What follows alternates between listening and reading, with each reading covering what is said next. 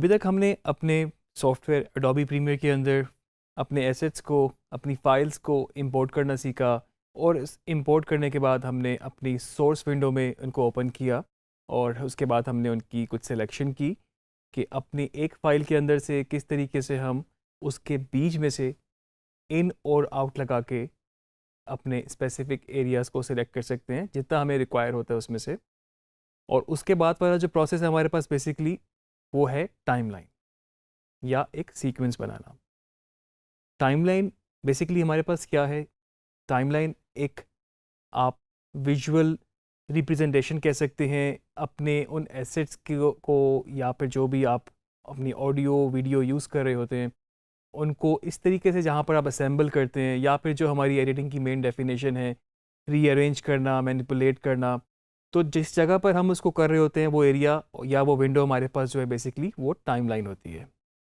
इसको हम मज़ीद एक्सप्लोर करते हैं कि टाइमलाइन किस तरीके से हम बनाते हैं, किस तरीके से हम इसकी सेटिंग रखते हैं और फर्दर इस पर किस तरह से हम काम कर सकते हैं। अभी आप देख सकते हैं कि टाइमलाइन का एरिया आपके पास यहाँ पर टोटली ब्लैंक है,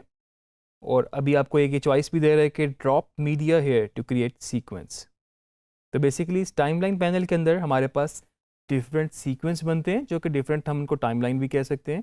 और डिफरेंट सीक्वेंस से मतलब ये है कि अगर हम सीन 1 पे काम कर रहे हैं, सीन 2 पे काम कर रहे हैं, या किसी भी इस तरह के सीक्वेंस पे काम कर रहे हैं जिसका हम अलग से डिफ़ाइन कर सकते हैं, तो हम उनको अपनी प्रोजेक्ट विंडो के अंदर सेव कर सकते हैं। इसको बनाने का तरीका हमारे पास, एक तो प्रोजेक्ट विंडो के अंदर ही अगर आप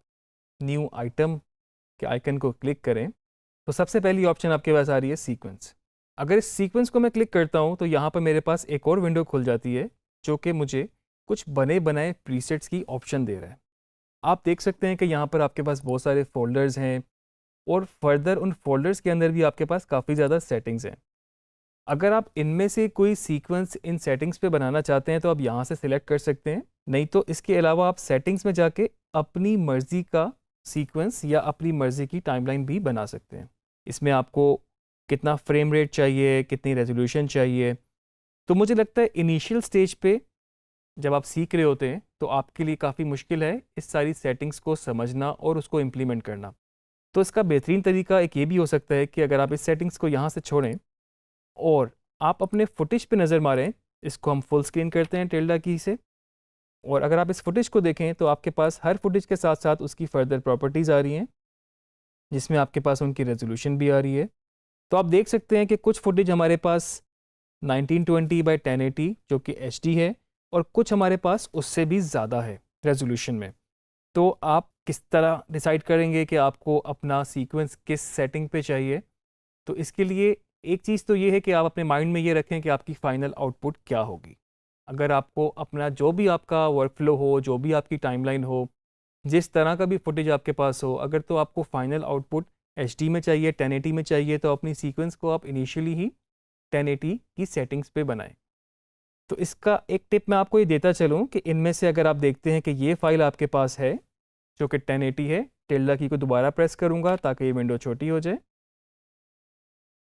और इसको मैं जब अपने टाइमलाइन के ऊपर ड्रैग एंड ड्रॉप करूँगा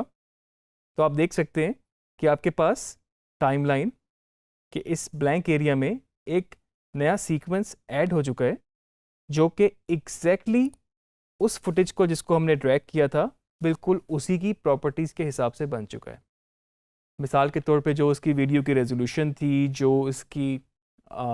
फ्रेम रेट था, या फिर जो इसका बिट रेट था, या फिर फर्दर कोई भी ऑडियो की सेटिंग्स थी, उसके हिसाब से एक नया सीक्वेंस यहाँ पर ऐड हो चुका है। और आप देख सकते हैं कि उसका जो फाइल नेम है सीक्वेंस का वो एग्जैक्टली उस क्लिप के हिसाब से ही है जिस क्लिप को आपने टाइमलाइन पे ड्रैग किया था। मैं अगर चाहूँ तो यहाँ से इसको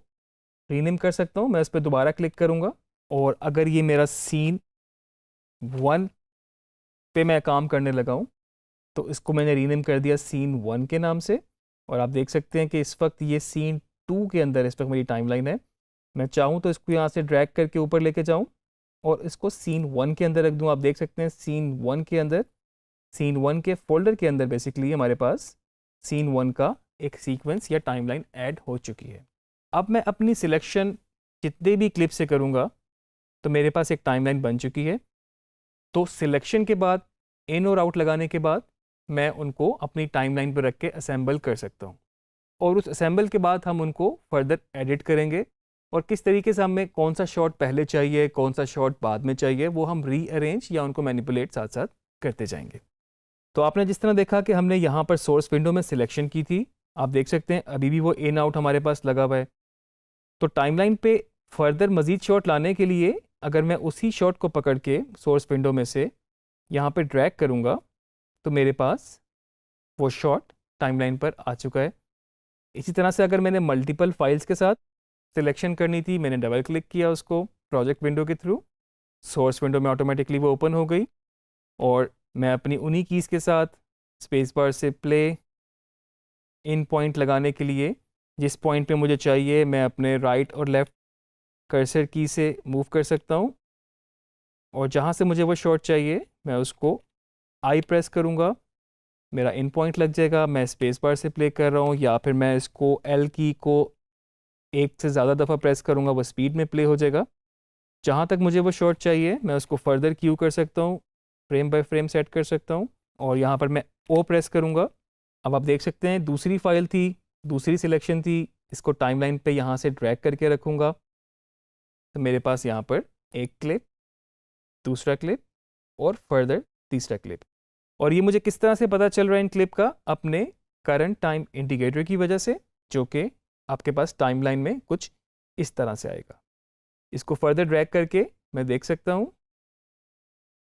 कि मेरे पास क्या क्या सिलेक्शन हो चुकी है अपनी टाइमलाइन पे। लेकिन उससे भी ज़्यादा ज़रूरी चीज़ तो ये है कि आप टाइमलाइन को समझें कि टाइमलाइन किस तरह से काम करती है और हमारे पास क्या क्या पॉसिबिलिटीज़ हैं। जहाँ तक पॉसिबिलिटीज़ की बात है तो टाइमलाइन ही आपके पास एक मेन विंडो है। जो भी आप एडिट करना चाहते हैं, जिस तरह से स्टोरी लाइन बनी है, जिस तरह से स्क्रिप्ट लिखा गया है, जिस तरह से वो प्रोडक्शन में फ़िल्म हुआ है और फिर पोस्ट प्रोडक्शन एडिटिंग में आपको उसको उसी तरीके से एडिट करना है, तो वो टाइमलाइन के थ्रू ही हो सकेगा। इंपोर्ट करना एक अलग प्रोसेस है, सिलेक्शन अलग प्रोसेस है, लेकिन टाइमलाइन पे ही आप उसकी अपनी फाइनल आउटपुट निकाल सकेंगे जिस तरह से आप अपनी स्टोरी टेलिंग को लेके चल रहे हैं। तो टाइमलाइन में सबसे पहले तो हमारे पास है यहाँ पर वीडियो की ऑप्शन। आप देख सकते हैं कि इस लाइन से ऊपर ऊपर जितना भी एरिया है ये सारी वीडियो की लेयर्स हैं और इसको आप फर्दर ऐड ऑन भी कर सकते हैं।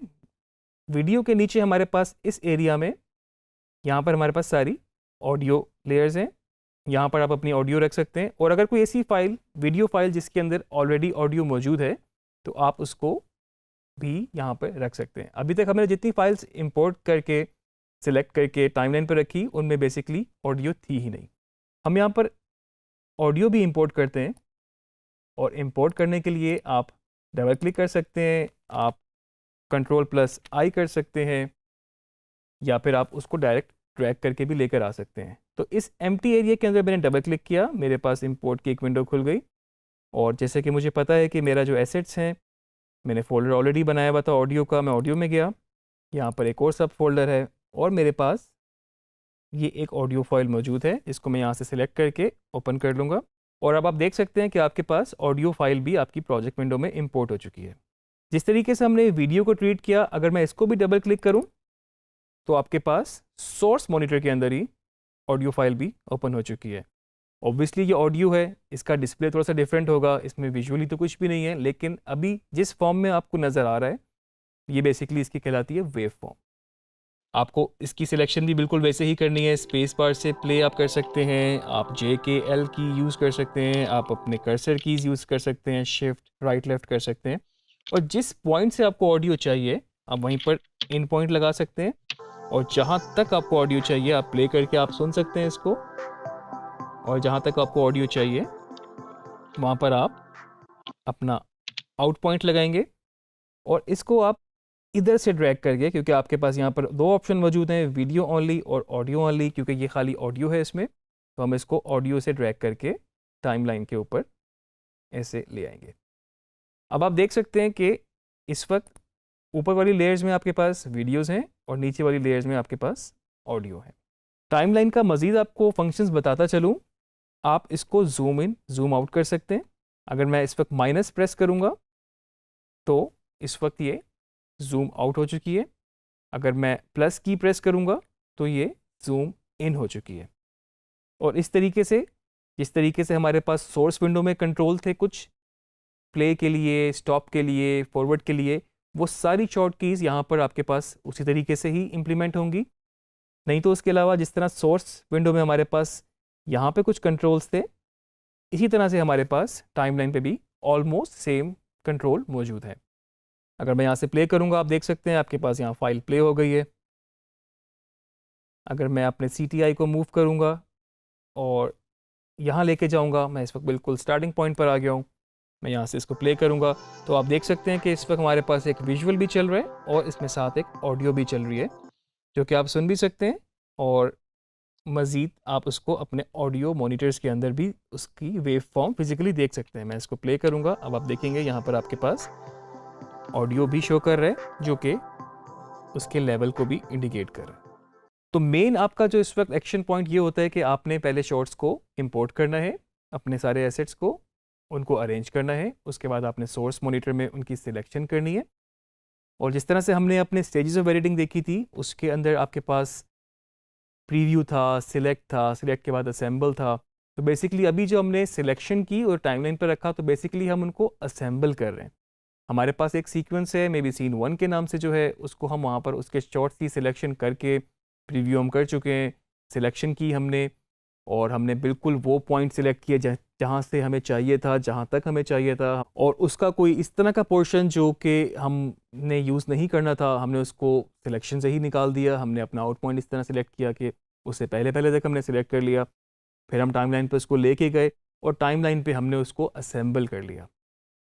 स्टेजेस ऑफ एडिटिंग, जो कि मैंने आपको पहले भी बताया था, बहुत इंपॉर्टेंट हैं। अगर आप उसको एक दफ़ा दोबारा से याद करें तो असेंबल के बाद आपके पास एडिट रफ था। तो आप देख सकते हैं आपके पास जब टाइमलाइन पे चीज़ें आ गई, आपने असेंबल कर लिया अपने डिफरेंट शॉट्स, आप उनको यहाँ पर रीअरेंज करते हुए आप अपना एडिट बना सकते हैं। मिसाल के तौर पे मैं इसको यहाँ प्लस करता हूँ ताकि मैं इसको मज़ीद बेहतर देख सकूँ, और अगर मैं चाहूँ तो अपनी टाइमलाइन को वर्टिकल भी जूम कर सकता हूँ। यहाँ पर राइट पे मेरे पास ये कंट्रोल है, और इसकी शॉर्ट की जो है कंट्रोल प्लस से इस तरह जूम इन होगा, और कंट्रोल माइनस ऑडियो को देखने के लिए, और हमें ख़ास तौर पे ऑडियो पे बहुत ज़्यादा ज़रूरत पड़ती है, क्योंकि आगे जाके हम देखेंगे हम किस तरह से लेवल्स को कंट्रोल करते हैं, किस तरीके से हम इसको ऊपर और नीचे कर सकते हैं। तो ये vertical zoom in zoom out जो है बेसिकली ऑडियो पे मुझे लगता है कि बहुत ज़्यादा इंपॉर्टेंट भी है, क्योंकि आप देख सकते हैं कि ऑडियो में आपके पास वेव फॉर्म होती है और आपने लेवल्स को कंट्रोल करना होता है। लेवल्स को किस तरह कंट्रोल करते हैं ये एक अलग सब्जेक्ट है, आगे जाके हम डिस्कस करेंगे, लेकिन उसके लिए आपको इसकी एक डिस्प्ले के लिए आपको ज़रा ऑडियो ज़्यादा जूम इन चाहिए होती है। तो मैं टाइमलाइन को इस तरह से horizontal zoom in zoom out simple plus minus से तो कर ही सकता हूँ, लेकिन अगर मैं साथ में ऑल्ट और प्लस करूँगा तो आप देख सकते हैं कि आपके पास ऑडियो इस वक्त वर्टिकली जूम इन हो चुकी है, और ये जो वेव फॉर्म्स थी आपको मज़ीद बेहतर नज़र आनी शुरू हो गई हैं। तो अगर आपने बीच में इनके लेवल्स पे काम करना हो तो आप यहाँ पर डिटेल में काम कर सकते हैं। इवन कि ये जूम इन जूम आउट इसलिए भी ज़रूरी है, अगर आप देखें कि अभी तो हमने सिर्फ 3 फुटेजेस टाइमलाइन पे रखी और एक ऑडियो रखी। आप पूरा एक सीक्वेंस बना रहे हैं या आप पूरी फिल्म एडिट कर रहे हैं, तो आप सोच सकते हैं कि यहाँ पर आपकी टाइमलाइन जो है वो बढ़ती चली जाएगी और वो मे बी घंटों तक चली जाए।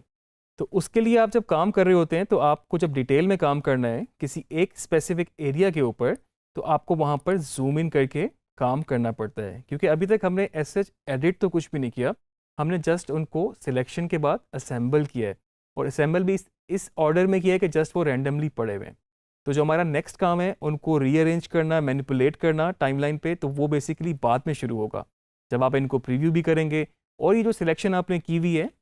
इसको भी आप फर्दर चेंज कर सकेंगे टाइमलाइन पे डिफरेंट टूल की मदद से। तो अभी इसको आप रीअरेंज जब करेंगे वो हम आगे लेक्चर में देखेंगे, किस तरीके से आप किसी शॉट को उठा के आगे मूव कर सकते हैं, किस शॉट को आप पहले लेकर आ सकते हैं, और अगर आपको कुछ किसी सीक्वेंस के बीच में इंसर्ट करना हो, अगर इस तरह से आपका एडिट बन रहा है, तो आप नई सिलेक्शन भी उसके अंदर लेकर आ सकते हैं। इन आउट इसमें लगा ऑलरेडी, तो इसको आप बीच में आपने इंसर्ट करना हो, आप किसी शॉट के बीच में रख सकते हैं। तो ये फर्दर टाइमलाइन पे आप जो काम करेंगे, और साथ में आप उसको प्रीव्यू उसी तरीके से कर सकेंगे जिस तरीके से हम सोर्स विंडो को प्ले या कंट्रोल कर रहे थे। इसी तरीके से आप इसको भी देख सकते हैं। आप देख सकते हैं कि जैसे जैसे शॉट चेंज हो रहा है या आपका CTI बढ़ता जा रहा है तो आपके पास फाइनल प्रोग्राम मॉनिटर में भी वो चेंजेस आपको नज़र आ रही हैं। तो जैसे मैंने पहले बताया था कि टाइमलाइन ही इस वक्त आपके पास मेन, जहाँ पर आपका मेन एक्शन प्लान जो है वो यहाँ पर होगा। तो इस पे ही आप जब रीअरेंज करेंगे चीज़ों को तो आप अपने फाइनल प्रोडक्ट की तरफ जाते रहेंगे। आप अभी अगर रफ एडिट करें, उसके बाद आप मज़ीद इसको प्रीव्यू करके फाइंड करें, फाइनल करें, तो इन स्टेजेस के बाद आपके पास एक फ़ाइनल आउटपुट आ सकेगी। टाइमलाइन को मज़ीद एक्सप्लोर करेंगे, एडिट को मज़ीद एक्सप्लोर करेंगे अपने आगे आने वाले लेक्चर्स में।